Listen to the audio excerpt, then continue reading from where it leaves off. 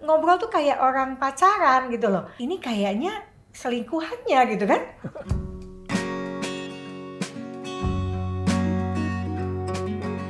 Banyak orang boleh berhasil dalam bisnis, dalam karir gitu. Tapi tidak semua orang bisa berhasil dalam menjaga pernikahan atau menjaga keluarganya. Ya, dua orang yang tidak sempurna ini mau saling menerima, mau saling memaafkan satu dengan yang lain.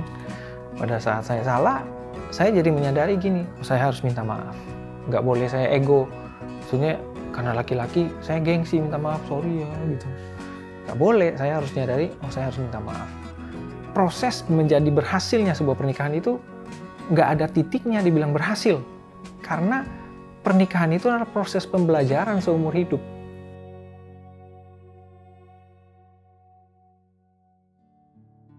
Nama saya Ricky, ini istri saya. Yeni. Ya, kita sudah menikah, puji Tuhan, 22 tahun. Ya, dan kita sudah dipercayakan oleh Tuhan, dikaruniai 2 orang putra. Yang satu 21 tahun dan satu umur 11 tahun. Banyak orang boleh berhasil dalam bisnis, dalam karir gitu.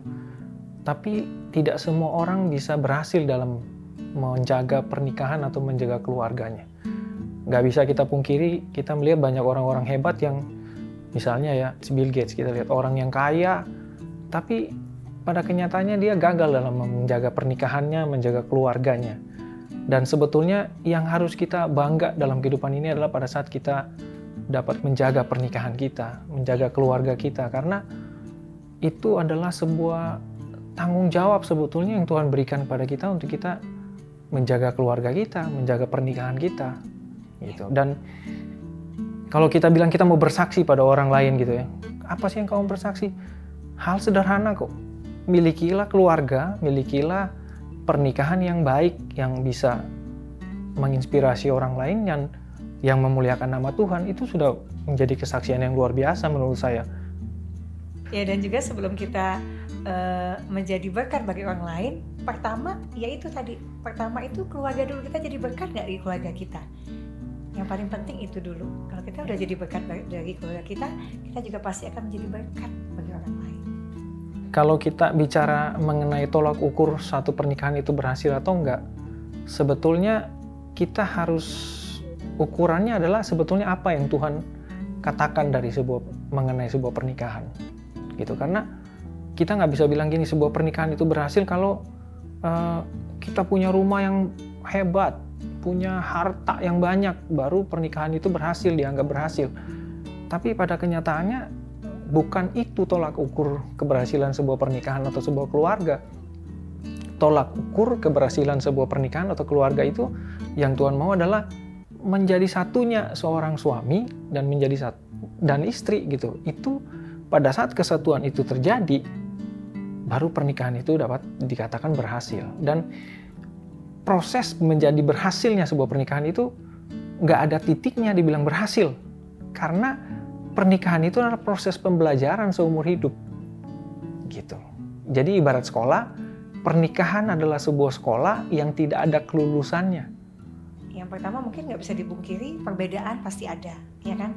Bagaimana cara kita menyikapi perbedaan, itu yang pertama. Karena kalau perbedaan tidak disikapi dengan baik, itu akan menjadi konflik. Itu yang akan menumpuk dan akan menjadi semakin besar dan akan menimbulkan hal-hal yang tidak diinginkan. Jadi yang pertama adalah bagaimana cara kita menerima perbedaan satu dengan yang lain, bagaimana cara kita mengadjust perbedaan kita satu dengan yang lain. Itu yang pertama. Yang kedua yang harus kita ibaratnya jadi inspirasi itu adalah kita harus saling menghormati satu dengan yang lain. Ya, jaga rasa hormat kita terhadap pasangan kita. Gitu. Jangan sampai kita tidak menghormati pasangan kita. Gitu. Kadang gini, orang sering menunjukkan rasa hormat kepada apa? Kepada pendetanya, ya, kepada rekan bisnisnya, temannya, tapi mereka sangat tidak hormat kepada pasangannya di rumah atau kepada orang-orang di rumah. Jadi rasa hormat itu sebetulnya dimulai dari rumah. Yes. Baru kita tunjukin kepada orang lain rasa hormat kita pada orang lain. Ya, itu sangat penting sih. Soalnya gini, mungkin kadang-kadang tanpa sadar dia mungkin menegur saya di depan orang tuanya. Misalnya pada saat kita lagi ngumpul, dia menegur sesuatu gitu kepada saya. Nah, bagi saya itu tidak menghormati saya gitu loh. Jadi kita bikin kesepakatan ya. Jadi kalau kamu mau tegur saya, jangan di depan orang lain. Nanti pas berdua kamu tegur saya aja, nggak apa-apa. Dibikin list aja kesalahan saya apa gitu kan. Tapi jangan di depan orang. Nanti setelah pulang kita berdua silakan kamu tegur saya. Jadi itu bagi saya itu salah satu cara menghormati pasangan kita. Jangan menegur atau berkata-kata yang kasar di depan orang lain bahkan gitu loh. Jangan. Nah kalau yang ketiga itu adalah saling mau memaafkan satu dengan yang lain. Karena kita nggak bisa pungkiri gini, bahwa nggak ada yang namanya pernikahan yang sempurna. Ada nggak pernikahan yang sempurna? Mungkin di drakor ada kali ya. Kalau drakor kan gitu kayaknya pernikahannya penuh bunga-bunga gitu ya. Tapi kenyataannya nggak ada yang namanya pernikahan yang sempurna. Karena pernikahan dibentuk oleh dua orang yang sempurna. Saya juga nggak sempurna, istri saya nggak sempurna ya.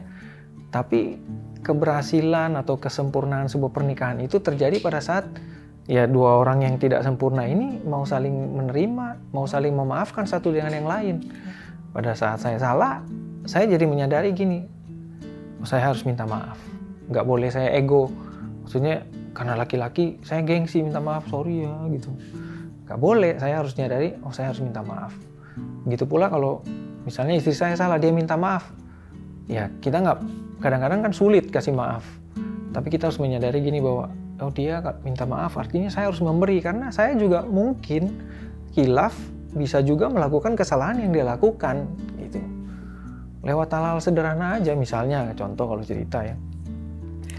Paling kesel itu kalau kita sudah mau jalan gitu ya, udah jalan di mobil gitu ya, udah jalan ya.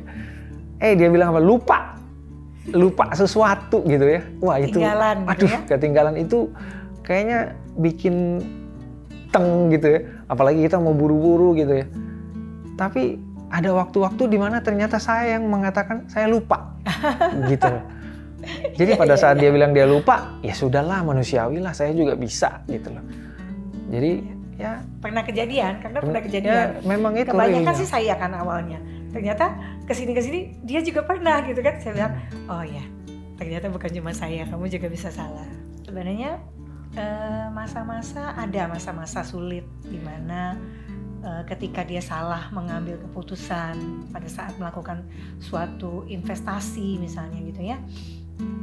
Di saat itulah saya dituntut dalam tanda kutip untuk bagaimana cara saya mensupport untuk melewati ini gitu loh.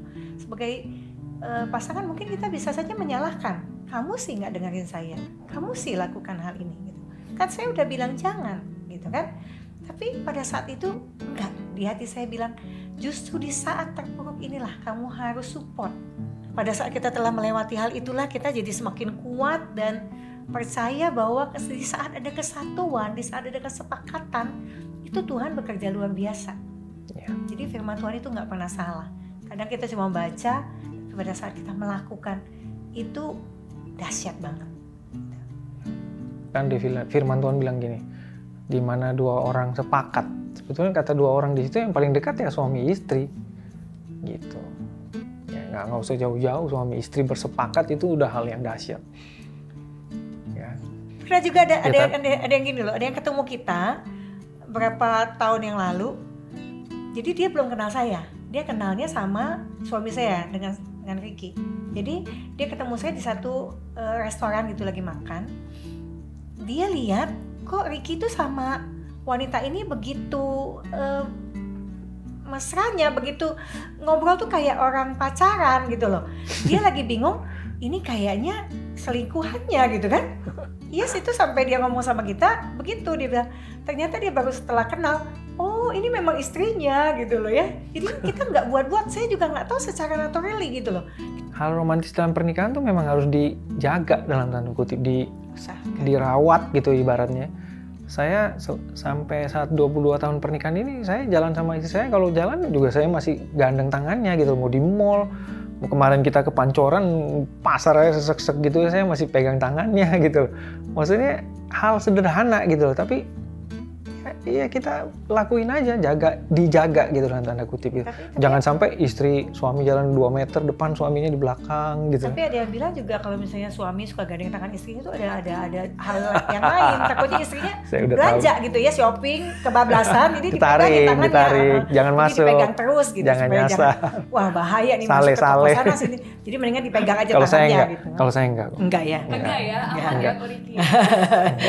Jadi saya dulu waktu mau nembak dia tuh saya nanya ke dia pertanyaan ini gitu.